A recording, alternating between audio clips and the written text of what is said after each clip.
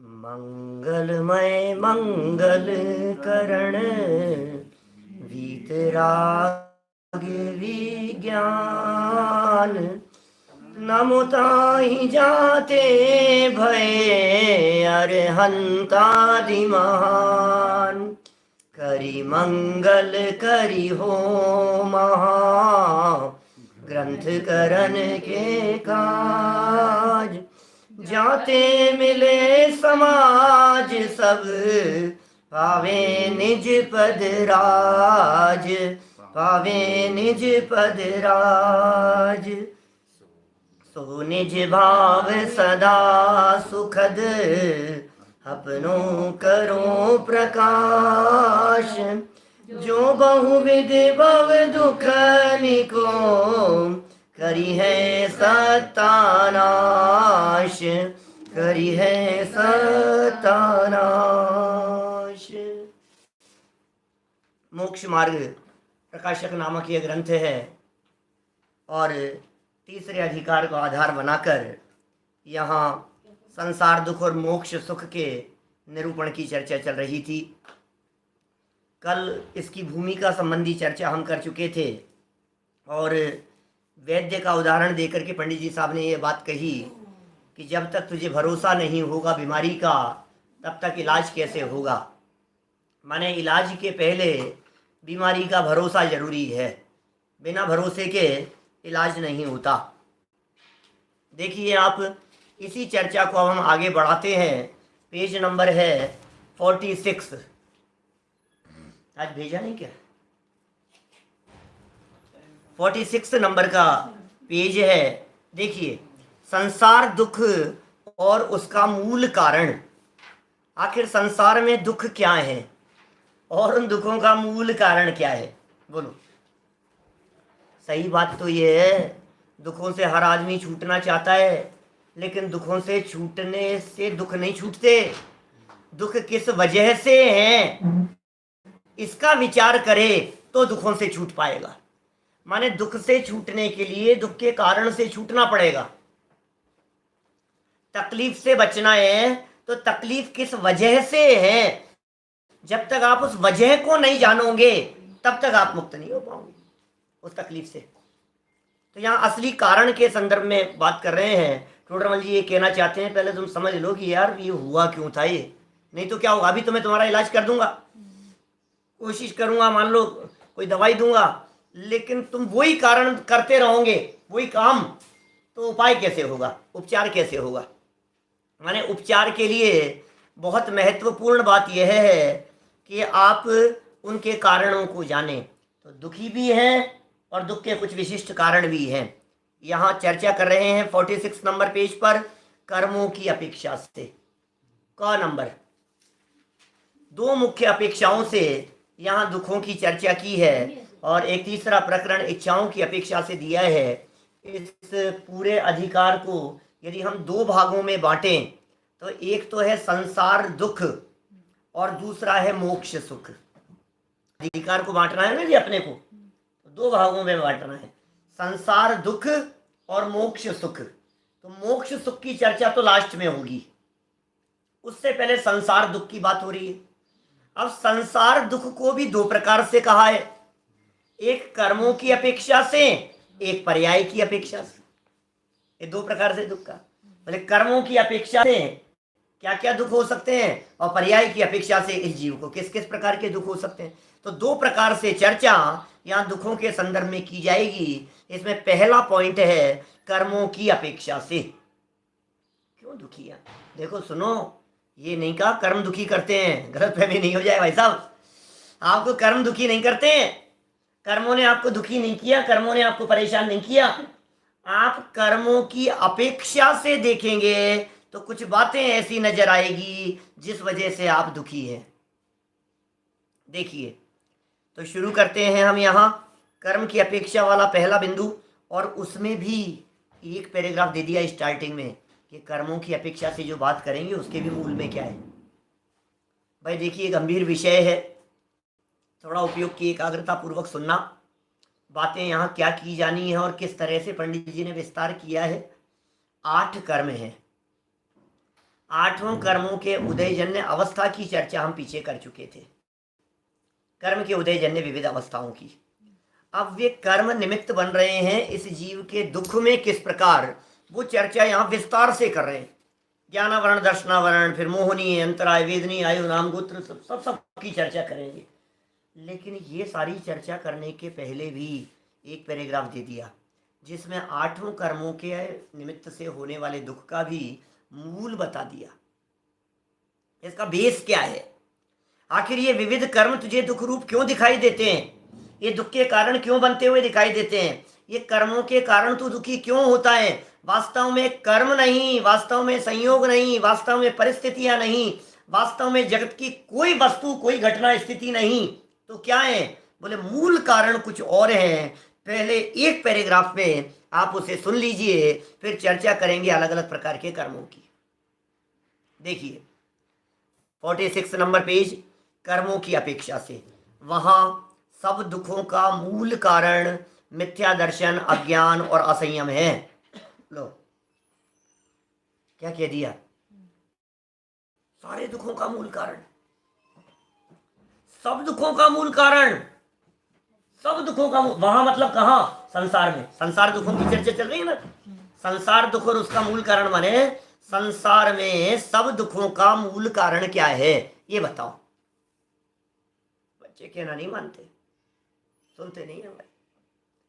Light चले गई, servant छोड़ करके चला गया, तकलीफ बहुत है, पेट दर्द कर रहा है, ये कह रहे हैं तू जितने दुख बतला रहा है ना, भोजन की व्यवस्था नहीं है, अच्छा मकान नहीं है, अच्छी सुविधाएं नहीं है, गाड़ी नहीं है, बंगला नहीं है, क्या कहें, वो छोड़ करके चले गए, इसका ऐसा हो गया, उसका दुनिया भर की जो बातें तुम कहते हो, बीमार हो गया, कैंसर हो गया, सर से बाल चले गए, इसका ये हो गया, कपड़े फट गए, दुनिया भर की जो भी आप कहो, चूहे बहुत हैं घर में, चींटियाँ बहुत है।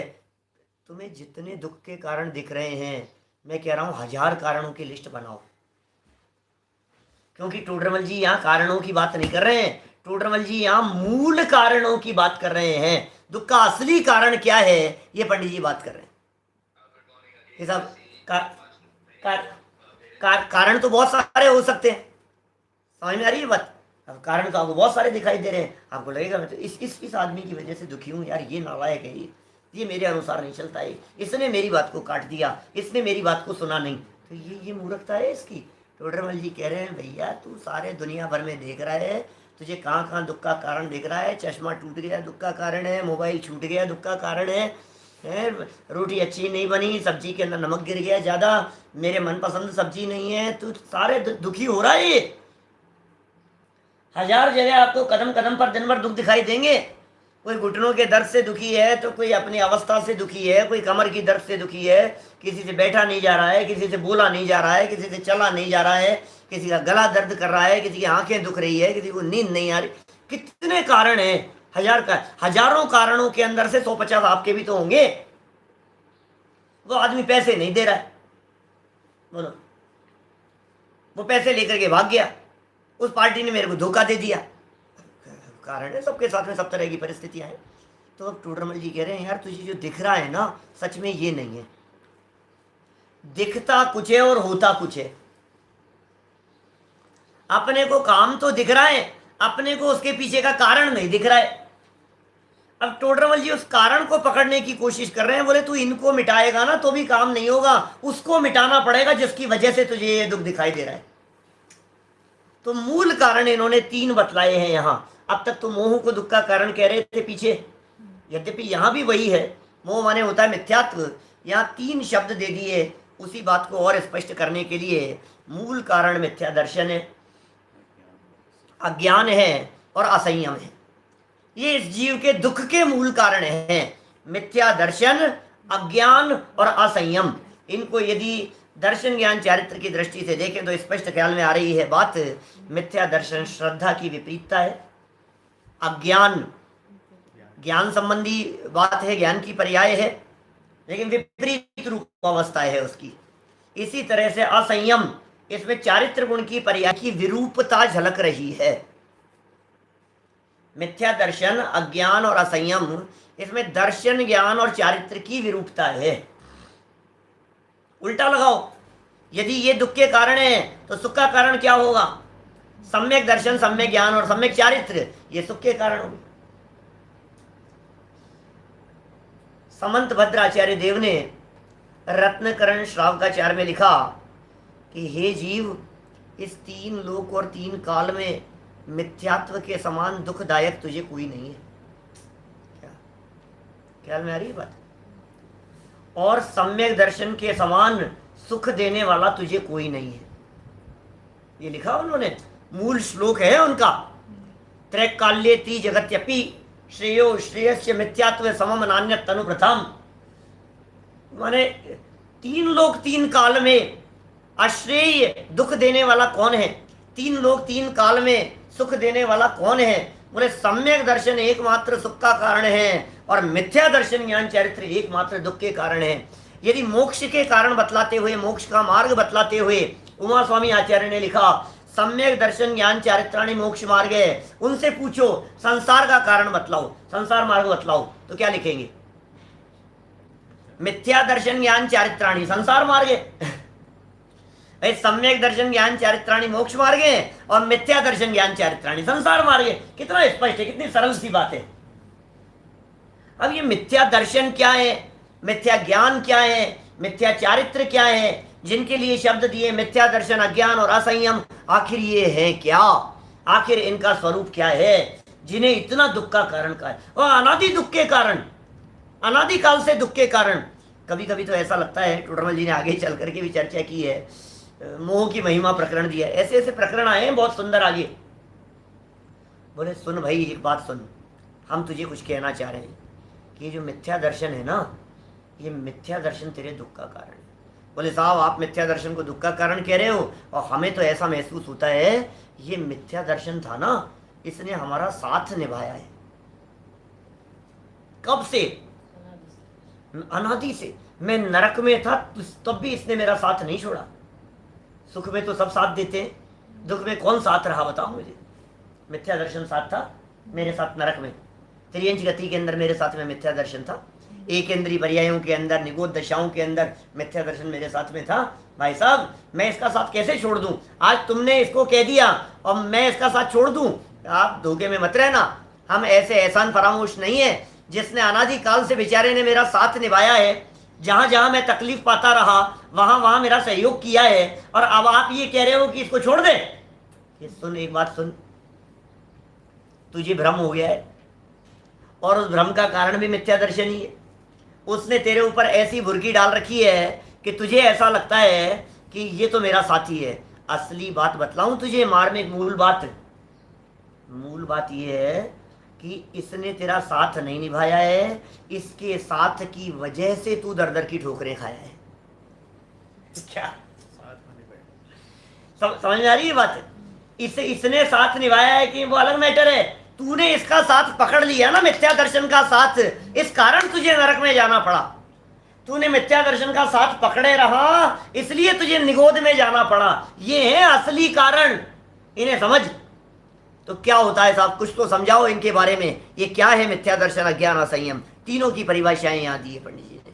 देखिए, जो दर्शन मोह के उदय से हुआ अतत्व श्रद्धान मिथ्या दर्शन है। लो, दर्शन मोह नाम का एक कर्म की अपेक्षा से बात करने वाले हैं ना, सब कर्मों में लगाना ये बात। ज्ञानावरण दर्शनावरण के अंदर भी यही मूल कारण है, अंतराय में भी यही मूल कारण है, नाम गोत्र वेदनी आदि के अंदर भी यही मूल कारण है। क्योंकि मूल माने जड़ में, और ये असली है और बाकी सब इनकी वजह से होते हुए दिखाई देते।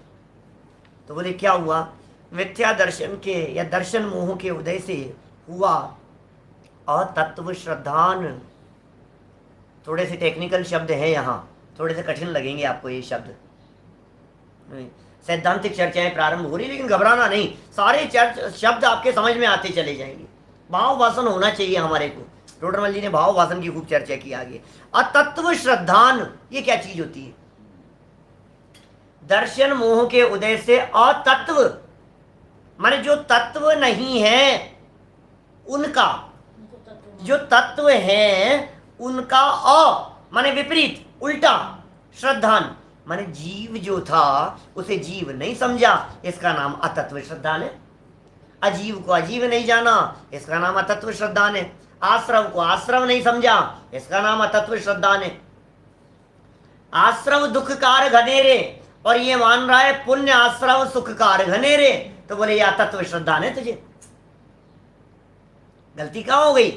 जो दुख के कारण आश्रव थे उनको सुख का कारण समझ लिया, ये गलतफहमी है कि नहीं? ये मोक्ष सुख का कारण है साहब, मोक्ष में तो सुख है, तो मोक्ष में सुख है, लेकिन मोक्ष को किसी स्थान विशेष पर समझ लेवे तो ये अतत्व श्रद्धान है। मोक्ष कहाँ है बताओ? मोक्ष कौन सी जगह? वहां है साहब ऊपर लोक के अग्रभाग में, मोक्ष में जाकर के बैठ गए। अरे मोक्ष में जाके बैठ गए, मोक्ष तो अपने में है, मोक्ष तो अंदर में है, मोक्ष बाहर में थोड़ी ना होता है। समझ में आ रही है बात? माने कितना स्पष्ट शब्दों में पंडित जी कह रहे हैं, अतत्व श्रद्धान, जीव को जीव नहीं समझना, इसका नाम है मिथ्या दर्शन। अतत्व श्रद्धान को मिथ्या दर्शन कहते हैं। अब ये तत्व तत्व की बात कहते हैं ना, तो लोगों को ऐसा लगता है, कई जो नए नए लोग हो ना, बिल्कुल पहली बार, अरे यार क्या आप तत्व तत्व की बातें करते हो यार, ये तत्व की क्या, तत्व में क्या है? कोई ऐसा बतलाओ पूजन कैसे की जाती है। हाँ तो ऐसे बतलाओ घर में कैसे रहे हम लोग। आप तो ये बतलाओ बच्चों के लिए कोई उपयोगी बात हो तो आप ये बतला दो, पक्षाल करते समय कौन सा मंत्र बोलना चाहिए, ये तो कोई काम की भी चीज है। पूजन बतलाओ सबसे पहले क्या बोलना चाहिए, फिर क्या बोलना चाहिए, फिर कैसे करनी चाहिए, तब तो हमारे को लगती है कोई काम की बात है। अब ये तत्व तत्व क्या है, इन तत्वों से क्या होगा? बोले बेटा यही है सारा झमेला, तेरे सारे दुखों का कारण यही है, ये अतत्व श्रद्धान तेरे दुखों का मूल कारण है। अब अतत्व श्रद्धान को आप जितना विस्तार कर सके उतना कर लीजिए। तन को आत्मा समझता है, आत्मा को शरीर समझता है। पंडित जी आगे चल करके कहेंगे मिली जुली सरकार चल रही है, इसको ऐसा लग रहा है कि यही तो मैं हूं जो आंखों से दिखाई दे रहा है, मैं गोरा हूं, काला हूं, मोटा हूं, पतला हूं, ये सब ये अतत्व श्रद्धान है, क्योंकि जीव के बारे में भूल है। पेज नंबर 225 पर 224 से शुरू किया 7 तत्व संबंधी भूल का अन्यथा स्वरूप का प्रकरण 7वें अध्याय में बहुत मार्मिक ढंग से एक एक पॉइंट को उठाया है उन्होंने। यह अतत्व श्रद्धान, ये मिथ्या दर्शन है। ये कहाँ होता है अतत्व श्रद्धान? मान्यता में होता है, क्योंकि सारी भूल तो मान्यता की है। उससे क्या होगा इस अतत्व श्रद्धान? साहब हो गया साहब, अतत्व श्रद्धान हो गया, तो हुआ क्या इस अतत्व श्रद्धान से? कह रहे हैं उससे वस्तु स्वरूप की यथार्थ प्रतीति नहीं हो सकती है, अन्यथा प्रतीति होती है कुछ और मानता कुछ है। जैसा मानता है वैसा वस्तु का स्वरूप है नहीं, और जैसा है वैसा ये मानता नहीं, इसका नाम अतत्व श्रद्धान। उल्टा है बस मामला, अंदर में सुख है, बाहर में सुख मानता है, और अपनी मान्यता से ही दुखी है। ये मूल कारण बतला रहे, तू दुखी है तेरी मान्यता के कारण, तू दुखी है अपनी सोच के कारण, तेरी विपरीत श्रद्धा के कारण दुखी है। दुनिया में कोई तुझे दुखी नहीं कर सकता है। मुझे बतलाओ, आपको जो कारण दुख के दिखाई दे रहे थे, वे दुख के कारण किसी दूसरे के साथ में देखो तो दुख के कारण नहीं दिखते। बोलो, अच्छा मकान नहीं है हमारे पास में, खाना नहीं मिला आज तो मेरे को, मैं बहुत दुखी हो गया। और हमारे मुनिराज के तो रोज अंतराय होते हैं, अब बतलाओ क्या करो? तुम्हें लग रहा है मकान नहीं है, उनके पास तो अच्छे बंगले होते हुए, मकान होते हुए, राजपाट होते हुए छोड़ करके दीक्षा ले ली उन्होंने। इसका मतलब कहीं ना कहीं तो चक्कर हो रहा है। हमें जहां सुख दिखाई दे रहा है वो उसे छोड़ के भाग रहे हैं, तो कहां चक्कर है? हम जिसके पीछे भाग रहे हैं सुखी होने के नाम पर, वो सारी चीजें जिन्हें प्राप्त हो गई है वो उनको छोड़ करके लग गए हैं संयम के मार्ग पर। इसका मतलब या तो उनकी दृष्टि में खोट है कि हमारे देखने के नजरिए में गड़बड़ है, कुछ तो होगा ना। दादा तो कभी कभी ऐसा कहते हैं, यहां तक कहते हैं कि भाई सुन, शांतिनाथ भगवान के मोतियाबिंद हो गया था क्या? आंखों के ऊपर जाला पड़ जाता है ना, मोतियाबिंद दिखाई नहीं देता है। 6 खंड की विभूति थी, 6 खंड की। चक्रवर्ती सम्राट थे, 96,000 रानियां थी। 6 खंड के अंदर एक आदमी नहीं था जो उनकी आज्ञा के विरुद्ध में चलता था। बोलो, कोई नहीं था जो उनकी आज्ञा के विरोध में चले 6 खंड में। भरत चक्रवर्ती की लाइफ में तो उनका बेटा उसके अनुसार नहीं चला, वो भी चक्रवर्ती थे, लेकिन शांतिनाथ भगवान के जीवन में तो ऐसा कोई नहीं था 6 खंड के अंदर रहने वाले जीवों में जो उसकी आज्ञा का नहीं उल्लंघन करे। हर व्यक्ति आज्ञा मान रहा है, फिर क्यों छोड़ करके चले गए? कि सुनो, हर व्यक्ति आज्ञा मान रहा है, लेकिन उसके बावजूद भी आईने के सामने आकर के खड़े हो रहे हैं और उन्हें वो दिखाई दे गया। अरे वैराग्य कैसे हुआ था शांतिनाथ भगवान को? सब सफेद बाल दिखाई दे गया, भाव दिखाई दे गया, जाति स्मरण हो गया, पूर्व का याद आ गया, बोले सब मेरे हिसाब से चल रहे हैं, ये बाल मेरे हिसाब से नहीं चल रहे। सारे लोग छेखंड में मेरे हिसाब से चल रहे हैं, लेकिन ये तन मेरे हिसाब से नहीं चल रहा। मैं किसकी क्या बात करूं? कितनी बड़ी गलतफहमी में जी रहा था कि दुनिया मेरे हिसाब से चलती है, दुनिया मेरे निर्देशन में चल रही है। मैं कितने बड़े धोखे में था आज तक। ये तुरंत समझ में आ गई बात। दीक्षा ले ली भाई साहब। देखो आप पुराण उठा करके देखेंगे तो आपको सैकड़ों उदाहरण मिलेंगे। बादलों का विघटन होते हुए देखा और लो दीक्षा ले ली। बिजली चमकते हुए देखी और घर छोड़ करके चले गए। एक बाल सफेद दिखाई दिया और चले गए। नीलांजना, ये क्या है ये चक्कर? बोलो, अंदर की तैयारी चलती रहती है। और आज तो हमारे हृदय इतने कठोर हो गए हैं कि पूरी दुनिया में दहशत का वातावरण है, यहाँ कुछ फर्क ही नहीं पड़ता है। हमारे लोग मर रहे हैं, चिथड़े उड़ रहे हैं लोगों के। कल कही थी मैंने रात वाले व्याख्यान में, ट्रेन की पटरी के ऊपर 16 लोग एक साथ ऐसे चिथड़े उड़ाते हुए चले गई ट्रेन, तो कोई फर्क नहीं पड़ता है। सुन लिया, 2 वाक्य अफसोस के कह देता है, फिर क्या है, दुखी कितना होता है। बोले जितना दुख है वो तेरे मोह का है, उनसे तेरा कोई संबंध नहीं है।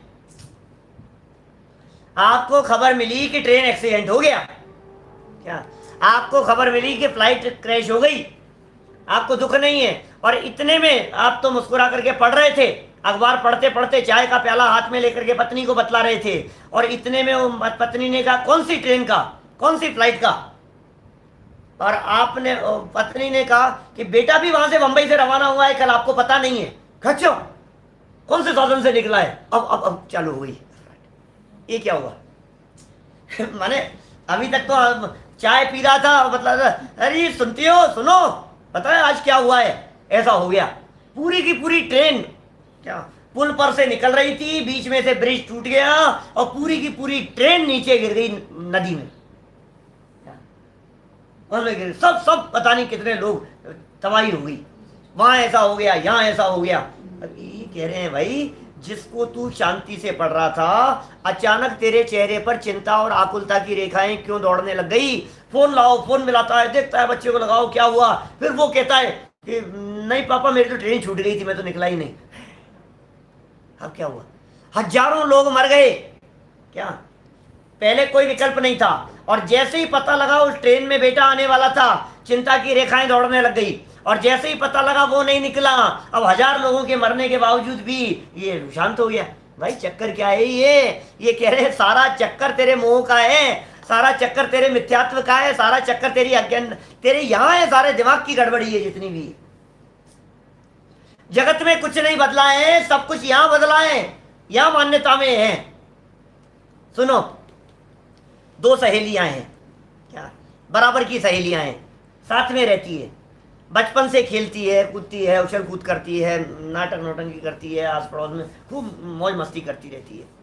उन 2 लड़कियों में से एक लड़की ने यह निश्चय किया कि मैं तो ब्रह्मचर्य से रहूंगी भाई जिंदगी भर, मुझे तो शादी नहीं करनी है, मुझे तो जीवन भर ब्रह्मचर्य से रहना है।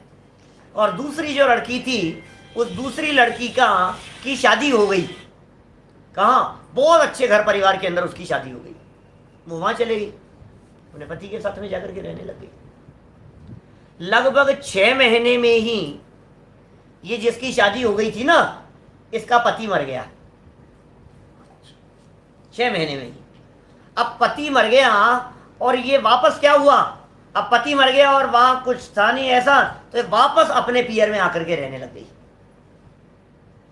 अब वापस पियर में रह रही है, और वही सहेली है साथ में, और दोनों अभी भी साथ में खेल रही है, कैरम खेल रही है, चेस खेल रही है, घूम रही फिर रही है, मार्केट में जा रही है। अब ये पियर में आकर के रहने लग गई, और वो पहले से रहती थी।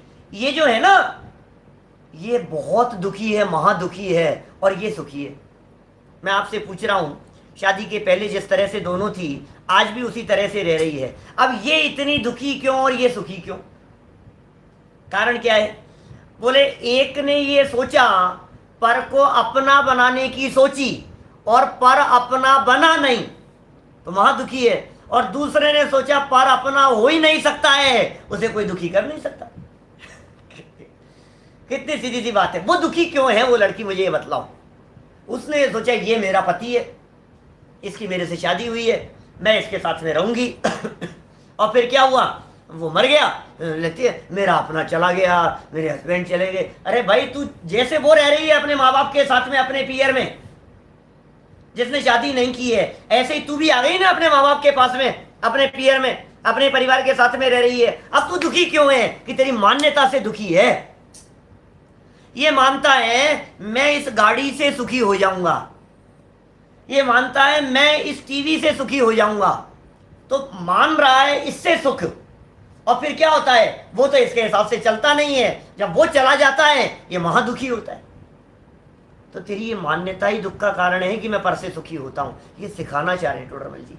ये सारी बात पूरे अध्याय में यही चर्चा चलेगी, ये बेस है पूरे अध्याय का। इस तीसरे अधिकार में संसार दुखों के जो कारण बतलाए गए हैं, उनसे निवृत्ति की जो चर्चा करेंगे, उसमें ये मूल कारण है। ये पहला पैराग्राफ जो बतला दिया है, इसके बेस पर सारी चर्चाएं होने वाली है। फिर तो पॉइंट्स को खोलेंगे अलग अलग। जब ज्ञानावरण दर्शनावरण की चर्चा करेंगे तो बोले तू जान नहीं पा रहा है, ये नहीं हो पा रहा है, मान्यता बैठी हुई है, जानने की इच्छा, और इस तरह से दुख होता है। पढ़े अपन, देखो वाक्य क्या है, कितने सुंदर बात कह दी, कितनी मार्मिक बात यहाँ पंडित जी साहब ने कह दी है। देखिए, जो दर्शन मोह के उदय से हुआ तत्व श्रद्धान, वो मिथ्या दर्शन है, बराबर। दर्शन मोह का उदय और उस दर्शन मोह के उदय से हुआ मिथ्यात्व, अतत्व श्रद्धान, उस अतत्व श्रद्धान को कहते हैं मिथ्या दर्शन। मिथ्या दर्शन कहो या अतत्व श्रद्धान कहो, ये एकार्थवाची है। मिथ्या दर्शन, मिथ्या माने है उल्टा, दर्शन माने है मान्यता। मिथ्या माने है विपरीत और दर्शन माने है मान्यता। तो अपनी उल्टी मान्यता, अपनी विपरीत मान्यता, अपना खोटा श्रद्धान, क्या, तो ये कह रहे हैं ये मिथ्या दर्शन, मिथ्या मान्यता जो है, ये अतत्व श्रद्धान रूप है। इससे होगा क्या, इस अतत्व श्रद्धान से, बोले वस्तु स्वरूप की यथार्थ प्रतीति नहीं हो सकती, अन्यथा प्रतीति होती है। माने वस्तु का स्वरूप ही नहीं जान पा रहा है कि इस वस्तु का स्वरूप क्या है। जिस वस्तु का जो स्वरूप था, उस वस्तु के स्वरूप को जान नहीं पाया, समझ नहीं पाया, और इधर उधर कर दी तूने गड़बड़। वस्तु के स्वरूप की अन्यथा प्रतीति होती है। अन्यथा प्रतीति का मतलब बंध के कारण को संवर का कारण समझ लिया, संवर के कारण को बंध आश्रम का कारण समझ लिया। आत्महित हेतु विराग ज्ञान ते लखे आप। अरे यार ये बहुत कष्ट है भाई साहब, मुझे पौन घंटे तक ये व्याख्यान को झेलना, इतनी कठिन कठिन चर्चाएं, ऐसी ऐसी बातें दिमाग के ऊपर से जाती है। सुन भाई, इसका नाम ही मिथ्या दर्शन है, इसका नाम ही अतत्व श्रद्धान चल रहा है, इसका नाम ही अन्यथा प्रतीति है। प्रतीति माने क्या है, फीलिंग। प्रतीति क्या चीज है, मान्यता से जुड़ा हुआ शब्द है, श्रद्धा से जुड़ा हुआ शब्द है। श्रद्धा के अर्थ में प्रतीति शब्द का प्रयोग किया जाता है। तो बोले तू क्या महसूस कर रहा है, ऐसा ही हूं ये महसूस कर रहा है, बोले ये इसका नाम मिथ्या दर्शन। मैं संजीव गोदा हूं, ये तेरी प्रतीति तेरे दुख का कारण है। सुनो, ये जो हमारी तन्मयता है ना इस देह के साथ में, अन्यथा प्रतीति की बात कर रहा हूं मैं। हूं तो जीव तत्व और मान रहा हूं अपने आप को शरीर। इतनी तन्मयता है कि आज यदि समझ लो संजीव नाम से कोई व्यक्ति किसी अपराधी के रूप में न्यूज़पेपर के अंदर खबरों का शिकार बनता है, तो इसको ऐसे फीलिंग आने लग जाती है कि यार ये इस नाम वाला क्यों था, जबकि अपना उससे कोई लेना देना नहीं है। समझ में आ रही है बात? हमारा उस व्यक्ति से कोई लेना देना नहीं है, कोई रिश्ता नहीं है, कोई संबंध नहीं है, कुछ भी नहीं है, लेकिन सिर्फ नाम जैसा हमारे इस देह का है, उसी नाम का धारी कोई व्यक्ति और किसी घोटाले के अंदर पकड़ा गया, हमें लगता है यार ये नाम बदनाम कर रहा है यार, ये जबरदस्ती। इतनी तन्मयता है उसके साथ में। मैं कभी इसको इस तरह से समझाऊं ना आपको, जैसे देखो समझो, नाम क्या है किसी व्यक्ति से, अभी आपको ऐसे फीलिंग नहीं होती है। किसी व्यक्ति से नाम पूछो या सभा में, भरी सभा में, ये नाम बताओ साहब, खुश होकर के नाम बतलाता है अपना, ये नाम क्या है, पर्ची के ऊपर नाम लिखा, कागज पे नाम लिखा। अब जिस कागज पे नाम लिखा है ना, उस कागज को ऐसे ऐसे ऐसे उसका चेहरा बिगाड़ करके और उसको ऐसा ऐसा किया, तो उसको क्या फीलिंग आ रही है? समझ? अभी कुछ नहीं है उसका, क्या लेना देना है उसके अंदर। लेकिन अभी अभी ऐसी फीलिंग आ रही है जैसे ये मेरे को ऐसे कर रहा है, और नाम लिखने के बाद ऐसे ऐसे उसको फाड़ देवे, क्या उसके बाद क्रॉस लगा देवे, और ऐसा करके उसको ऐसे ऐसे पीछे और जूते मारे उसके, लग रहा है जैसे मेरे जूते पड़ रहे, जूते मार मार करके उस कागज को जिसके टुकड़े किए हैं, उस कागज को जूते मार मार करके बाहर निकाल देवे, तो कैसी फीलिंग आती है? कल्पना करना जरा, अपना नाम लिखा हुआ है ऐसा, बोलो नाम संजीव गोदा लिखा हुआ हो तो कैसी फीलिंग आती है उस कागज के ऊपर? सिर्फ कुछ नहीं है, कोरा कागज है वो, और उस कोरे कागज के ऊपर लिखे हुए उस नाम में इतनी तन्मयता दिखाई देती है।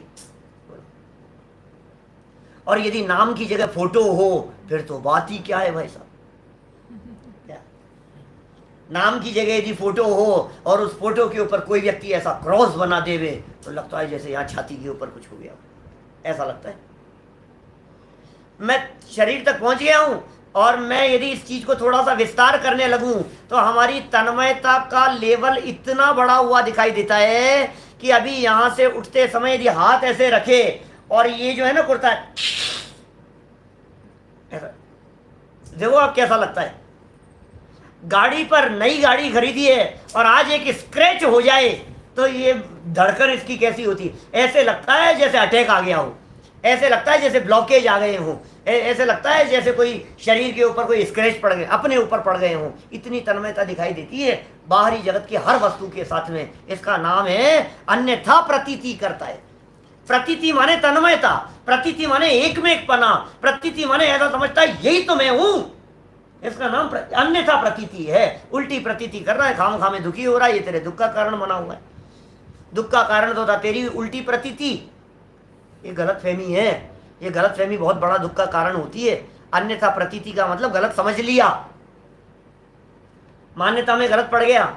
अब ये गलत फहमी कितनी खतरनाक चीज है। मैंने शायद एक दिन इस तरह के वाक्य कहे थे, क्या पता नहीं, कि भाई साहब इस गलत फहमी के अंदर भाई भाई में झगड़े हो जाते हैं, इस गलत फहमी के अंदर चक्कू छुरियाँ चल जाती है, इस गलत फहमी में हत्याएं हो जाती है, थोड़ी सी मिसअंडरस्टैंडिंग और गलत फहमी में तलाक हो जाते हैं। गलत फहमी कितनी खतरनाक चीज है भाई साहब। गलत फहमी हो गई, इनका तो उनके साथ में चक्कर चल रहा है, अब कुछ नहीं, टूट जाएंगे, तलाक हो जाएगा, बोलो क्या होगा। गलत फहमी हो गई, ये मेरा भाई तो है ना, मेरे को आगे नहीं बढ़ने देना चाहता, अब क्या होगा, अब परिवार टूट जाएंगे और क्या होगा। इतना ही तो है। परिवारों के टूटने के लिए और क्या क्या चीज चाहिए? गलत फहमी, गलत फहमी। मैं ये कह रहा हूं गलत फहमी के अंदर बिजनेस बिगड़ जाते हैं, गलत फहमी के अंदर पता नहीं क्या क्या हो जाते हैं। ये गलत फहमी कितनी खतरनाक चीज है। मैं आपको ये कहना चाह रहा हूं, इस अन्यथा प्रतीति का नाम है गलत फहमी। मिथ्या दर्शन की चर्चा कर रहे हैं, यहाँ उल्टी मान्यता की चर्चा कर रहे हैं। ये तेरे दुख का असली कारण है, सही नहीं समझ पा रहा है। समझ में ज्ञान लगा लो, फिर आगे वाला वाक्य आ जाएगा उसमें, वही बात है। और उसी तरह से आचरण लगा लो, प्रवृत्ति लगा लो, तीन तरह की बातें यहाँ आ गई। देखिए जरा, वहां सब दुखों का मूल कारण मिथ्या दर्शन, सारे दुखों का मूल कारण मिथ्या दर्शन, अज्ञान और असंयम, तीन है। पहली लाइन, मिथ्या दर्शन किसे कहा? जो दर्शन मोह के उदय से हुआ तत्व श्रद्धान, उसका नाम है मिथ्या दर्शन। और उससे वस्तु स्वरूप की यथार्थ प्रतीति नहीं हो सकती, अन्यथा प्रतीति होती है। तथा, अब अज्ञान की बात कर रहे हैं, तथा उस मिथ्या दर्शन ही के निमित्त से क्षयोपशम रूप ज्ञान है, वह अज्ञान हो रहा है। ये मिथ्या दर्शन, ये तो श्रद्धा की विपरीतता है। अब ये जो भी ज्ञान था तुम्हारा, ज्ञान तो ज्ञान है, क्षयोपशम ज्ञान। ज्ञान का मिथ्यापना क्या है? ज्ञान के माध्यम से तो जानना होता है, लेकिन ये कह रहे हैं चूंकि वो मिथ्या दर्शन था ना, उस मिथ्या दर्शन के निमित्त से जितना भी जान रहा था, ये क्षयोपशम रूप ज्ञान अज्ञान हो रहा है, अज्ञान नाम प्राप्त करता है। श्रद्धा विपरीत है तो ज्ञान विपरीत कहलाएगा, श्रद्धा और ज्ञान विपरीत है तो चारित्र विपरीत कहलाएगा। ये घड़ी की तीन सुइयों की तरह दिशा एक ही होती है इनकी,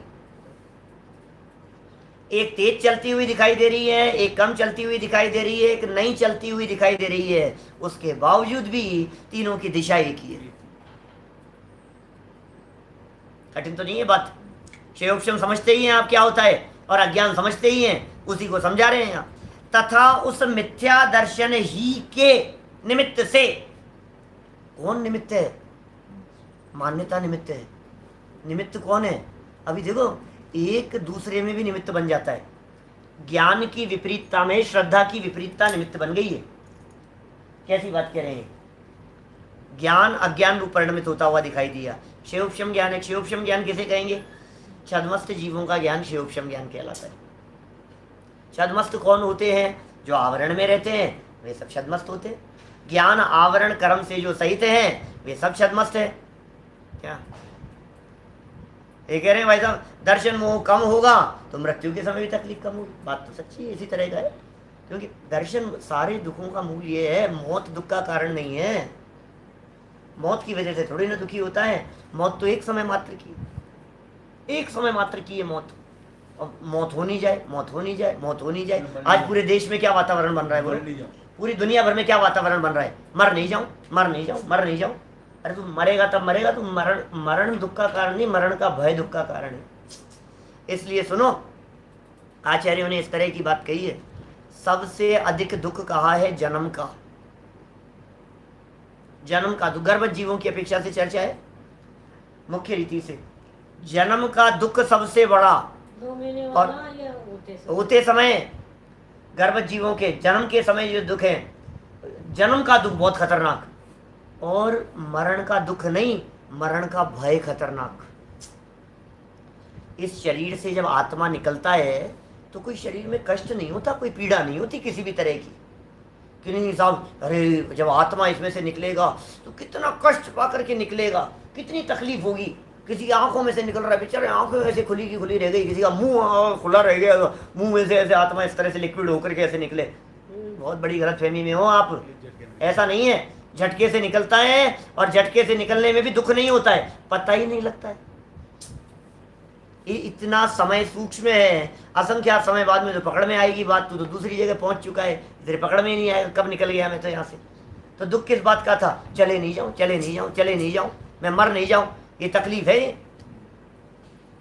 जीवन भर इस बात से दुखी होता रहा कि मैं इस वजह से दुखी, ये शरीर मेरा है। असली कारण तो शरीर मेरा है, ये दुख का मूल कारण है। देखिए, मिथ्या दर्शन ही के निमित्त से क्षयोपम ज्ञान है, वे अज्ञान हो रहा है। मिथ्या दर्शन के निमित्त से क्या अज्ञान हो रहा है? क्षयोपम ज्ञान, उससे यथार्थ वस्तु का जानना नहीं होता, अन्यथा जानना होता है।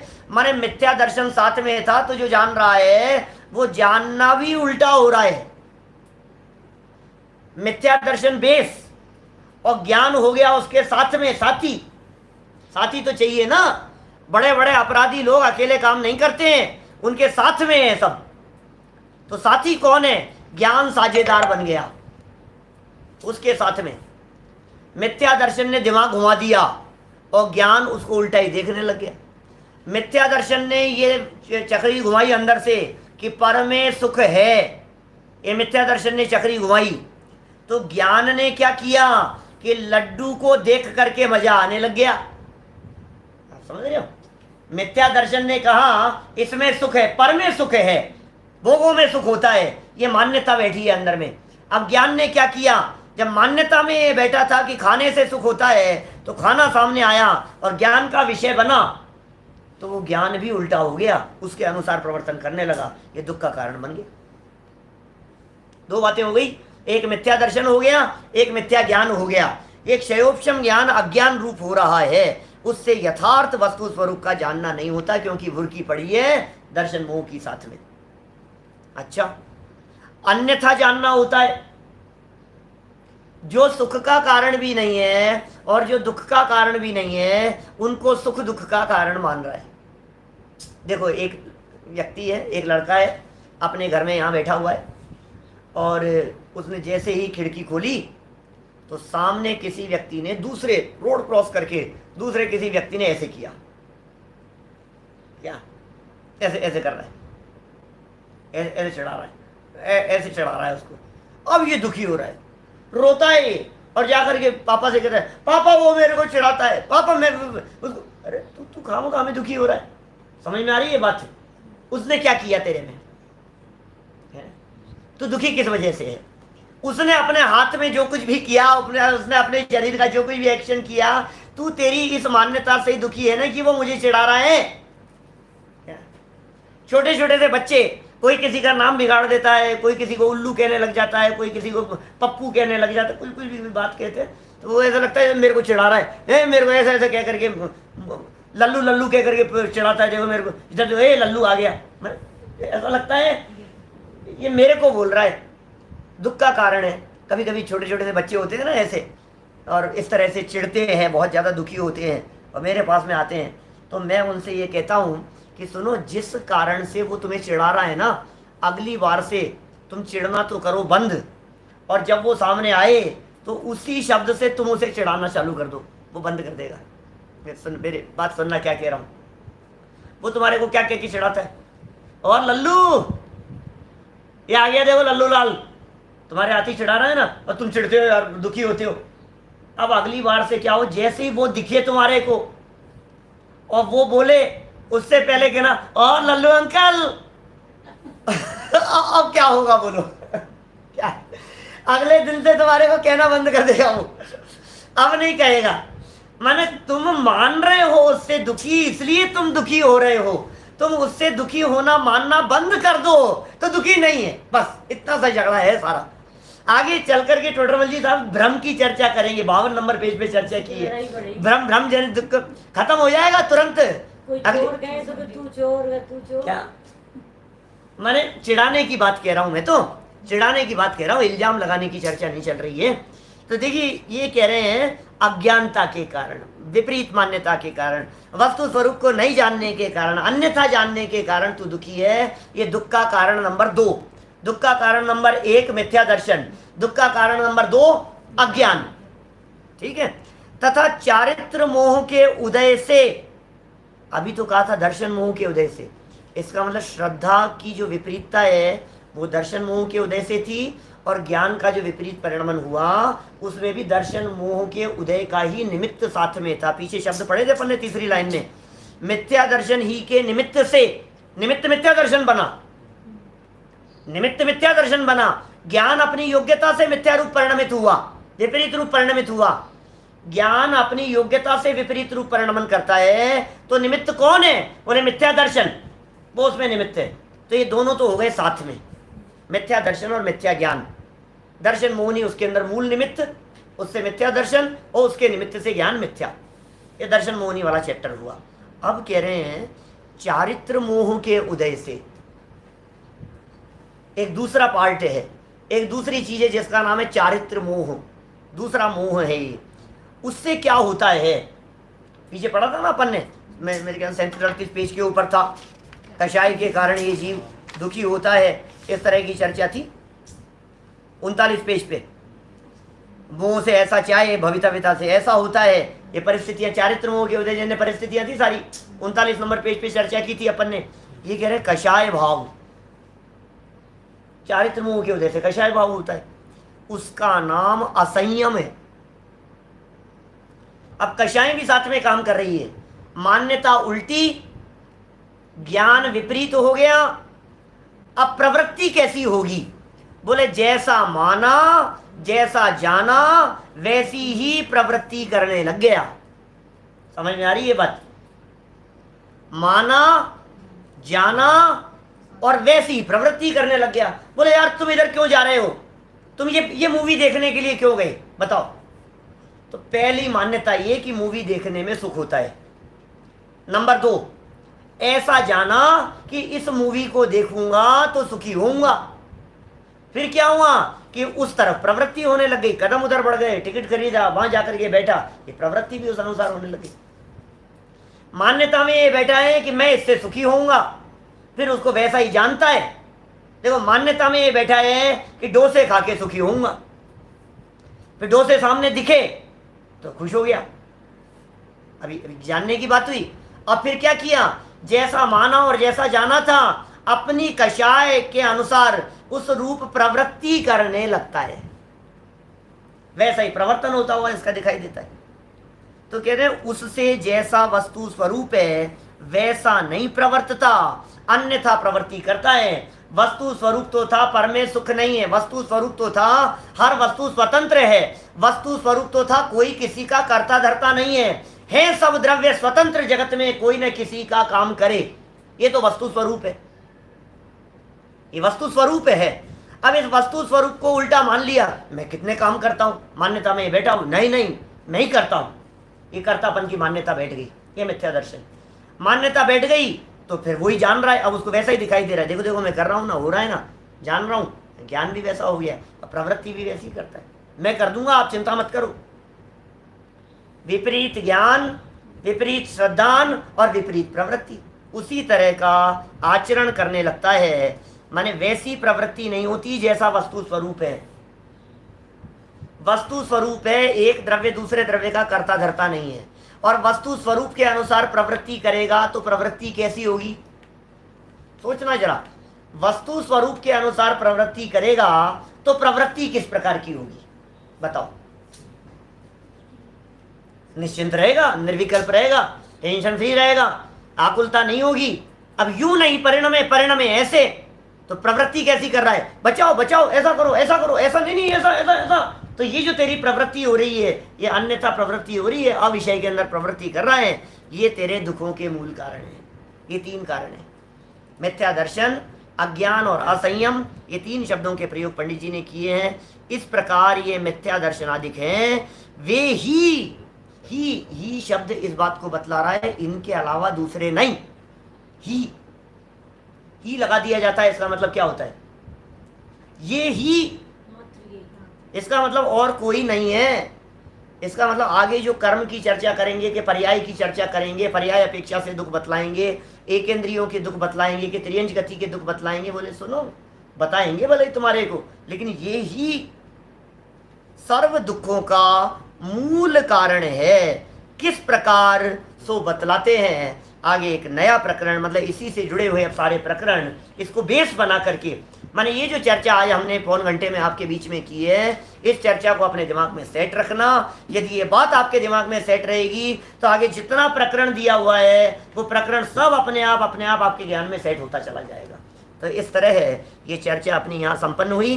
कल ज्ञानावरण दर्शनावरण के क्षयोपशम से होने वाला दुख और उससे निवृत्ति की चर्चा भी यहाँ से हम प्रारंभ करेंगे। विषय थोड़ा सा बड़ा होगा तो शायद एक दिन में तो नहीं चलेगा, 2-3 दिन में चलेगा, जैसा भी होगा। अभी की बात करिए आप और महावीर भगवान